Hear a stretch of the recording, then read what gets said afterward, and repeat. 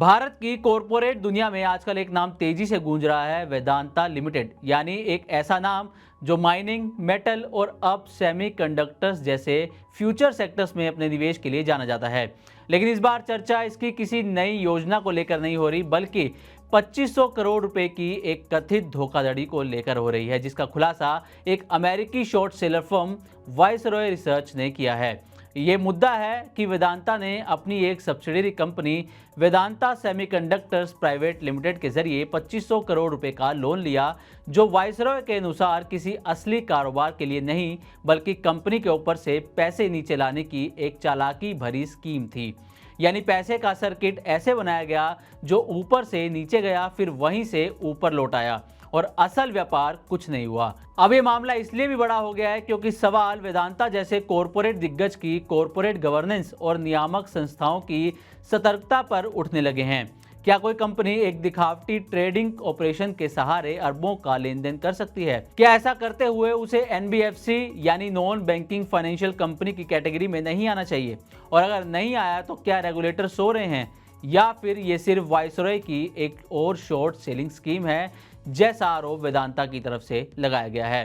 तो फिर सवाल खड़े होते हैं, क्या वेदांता की सेमीकंडक्टर सब्सिडियरी वीएसपीएल वाकई सिर्फ एक दिखावटी कंपनी है?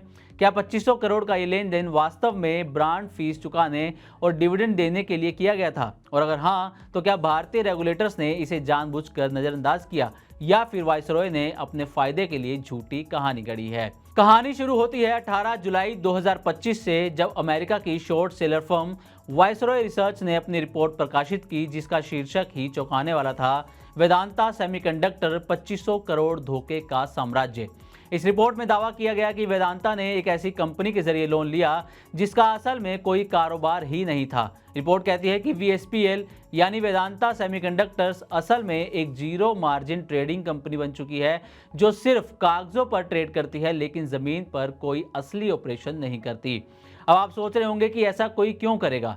तो रिपोर्ट कहती है कि अप्रैल 2024 में वेदांता को गहरा नकदी संकट यानी कि लिक्विडिटी क्राइसिस आया था। उस वक्त कंपनी को अपने पेरेंट वेदांता रिसोर्सेज लिमिटेड को ब्रांड फीस भेजनी थी।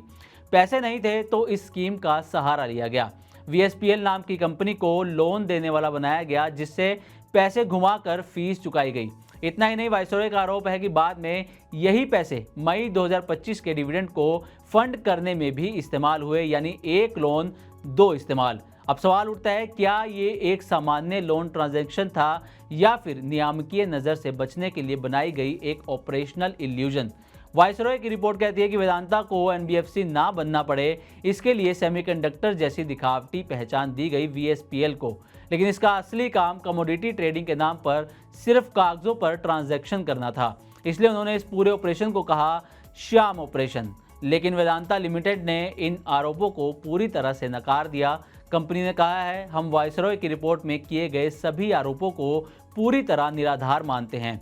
सभी लेन देन कानूनों के अनुसार पूरी पारदर्शिता के साथ किए गए हैं। वेदांता के प्रवक्ता ने भी यही कहा कि कंपनी ने समय समय पर सभी वित्तीय जानकारियों को नियमों के अनुसार शेयर किया है, चाहे वो ब्याज दरें हो, गारंटी हो या फिर लोन की शर्तें। इस विवाद को और गहराई तब मिली जब वेदांता ने इस पूरे मामले पर एक स्वतंत्र कानूनी राय ली, और वो राय दी देश के पूर्व मुख्य न्यायाधीश DY चंद्रचूड़ ने।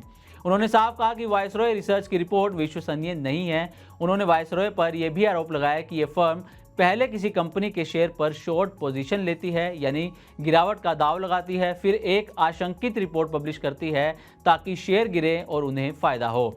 वाइसरॉय का ट्रैक रिकॉर्ड ही ऐसा रहा है और उनकी इस रिपोर्ट में कोई ठोस आधार नहीं दिखता।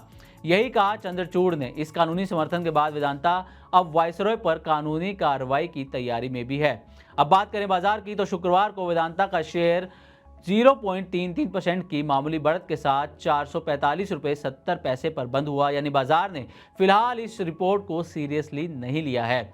लेकिन इसका मतलब ये नहीं कि कहानी खत्म हो गई। इस कहानी के कई सिरों को अभी जोड़ना बाकी है। जैसे अगर वाइसरॉय की बात गलत है तो उसे भारत जैसे देश में निवेशकों को गुमराह करने के लिए जवाबदेह ठहराया जाना चाहिए। लेकिन अगर उसकी रिपोर्ट में कुछ भी सच है तो सवाल सिर्फ वेदांता पर नहीं, बल्कि उन नियामकों पर भी खड़ा होगा जो इतनी बड़ी ट्रांजैक्शन को नजरअंदाज कर रहे थे।